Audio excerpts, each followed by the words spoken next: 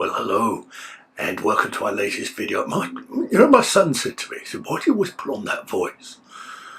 And I said, "I'm not putting on a voice." He said, "Yes, you are. You put on this really gruff, growly voice whenever you go and make one of your videos." And I'm saying, it's natural, I'm not putting it on. I'm not acting. This is not me acting. This is me being me. Anyway, it's nearly here.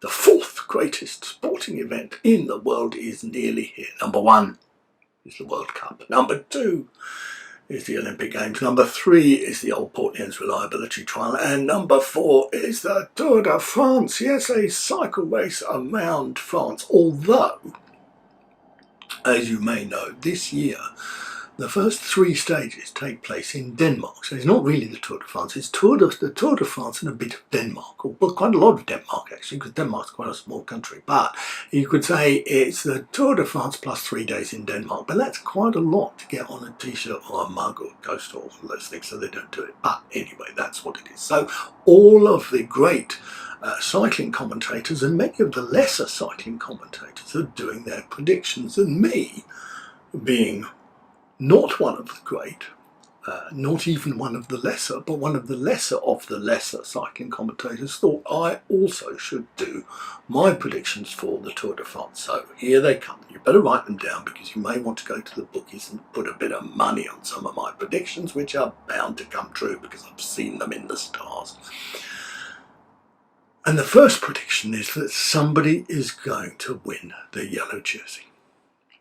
You'll think, oh, Julian, wow, I didn't get that from any of the other pundits. You didn't get it from Lance Armstrong. You didn't get it from the Lanterne Rouge podcast. You didn't get it from David Arthur or Francis Cade or Katie Kookaburra or any one of the other great cycling YouTubers. You got it from, Julian. Somebody's going to win the Tour de France. It's not nobody. No, don't put your money on nobody. Don't put your money on anybody. And in fact, don't put your money on everybody, because none of those 3 are going to win it. But somebody is going to win it. And they are going to be the toast of the town. So when you hear Ned Boulting saying, somebody is the toast of the town, that is the person that you should put your money on, and that's where my money is going as well. So number 2 is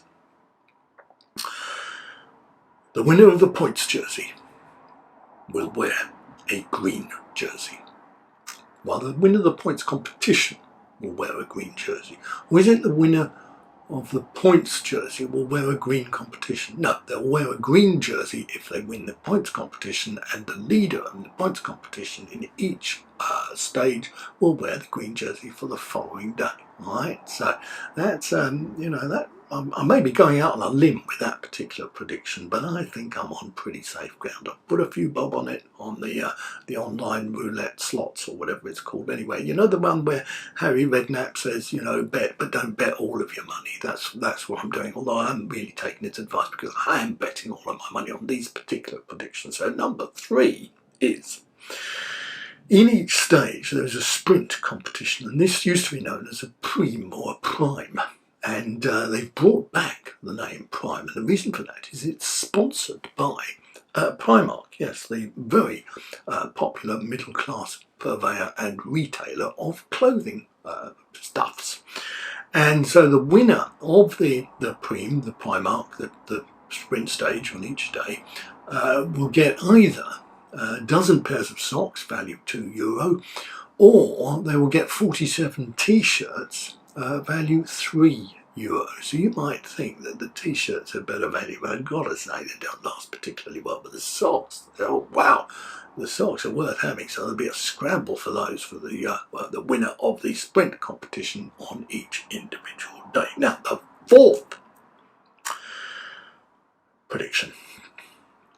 Some of the stages involve quite a lot of climbing.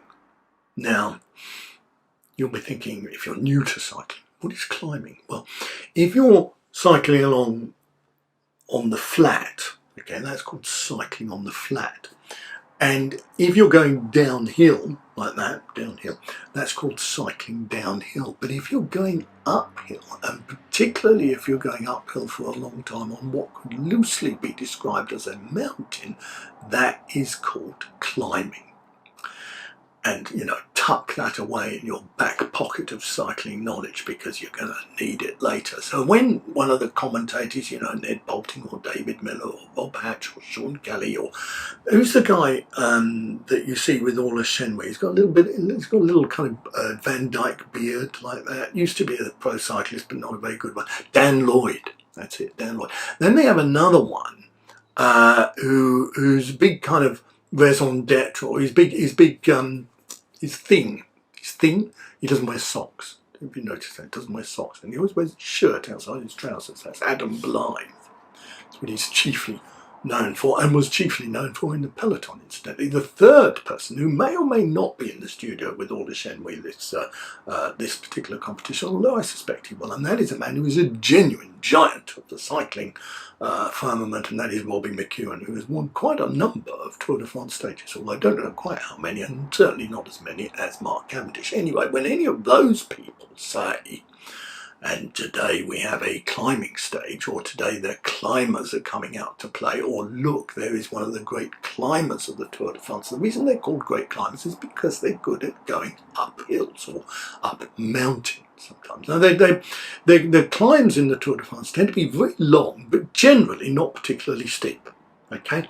Now, the climbs that we have in Britain, as you may know, if you cycle in Britain, tend to be quite short, but can be quite steep. All right, so that's the difference. So in France, long but not steep. In Britain, short but steep. Okay, try and remember those two distinct things when you're watching the Tour de France on the telly, and you won't go far wrong. So some of the stages, I'm not going to say which ones, you're going to have to find that out for yourself. Some of the stages are going to involve quite a lot of climbing, and that's when the climbers come out to play.